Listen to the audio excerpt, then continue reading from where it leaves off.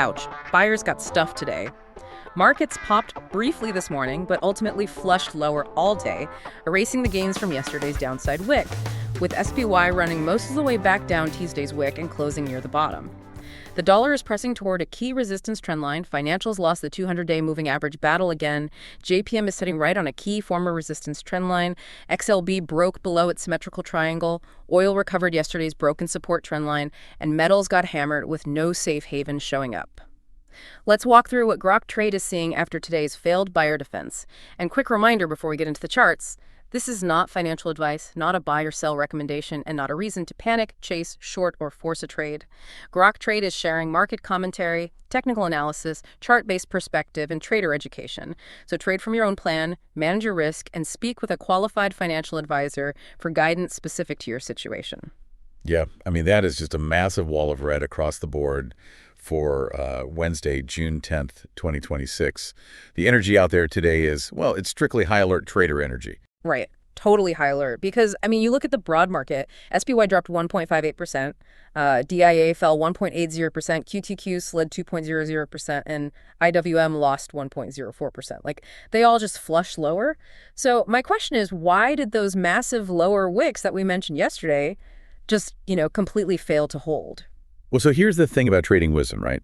Massive lower wicks, they only actually matter if buyers show up to defend them the next day. Follow through is, it's what confirms actual strength. And today, zero follow through. Wow. Yeah, they just handed all that defense right back. Exactly. And, a huge factor here is the U.S. dollar. DXY has been compressing tightly for, the last 6 months. It's edging right toward a key resistance ceiling now. Right. And a breakout there puts just massive pressure on equities, which we are definitely seeing in the financial sector, right? XLF lost the 200-day moving average battle again today. Yeah, closed right at its low. And then look at JP Morgan, JPM, just sort of chopping around after its recent triangle breakout. It closed right on that former resistance, right? Which could act as support now. It could, yeah.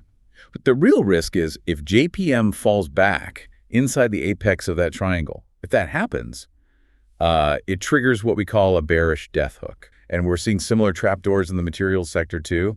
XLB just broke below its symmetrical triangle. Which is dangerous because, losing a floor like that invites really fast institutional selling. Exactly. Larger players respond mechanically to that technical break. And once that floor cracks, the selling just cascades.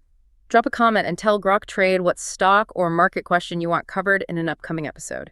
And if these daily market updates help you stay sharp when the market gets intense, hit the like button and subscribe so you can catch the next recap. So bringing this back to the macro data, core inflation actually cooled today. Why didn't that help buyers defend those wicks? Well, because you have to look at the whole picture. Yes, core cooled, but the headline inflation data was hot.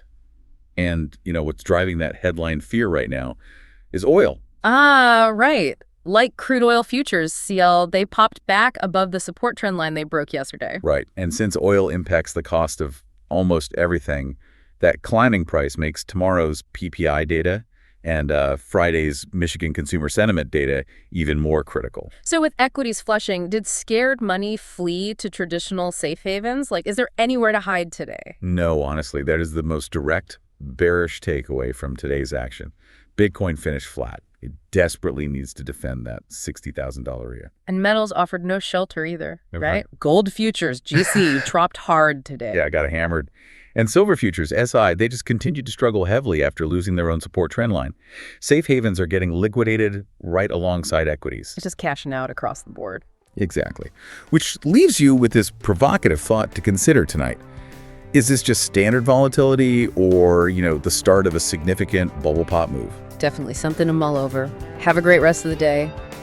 Hey, thanks so much for watching. If you're a newer trader and want a great foundation with no fluff, start with our free Trading 101 videos at groktrade.com/learn. And if you're ready to reach your full trading potential, whether you're a total beginner or a battle-hardened trader, check out our mentorship program at groktrade.com/trading mentor. All of these links are in the description below. Grok Trade is where traders reach their full potential.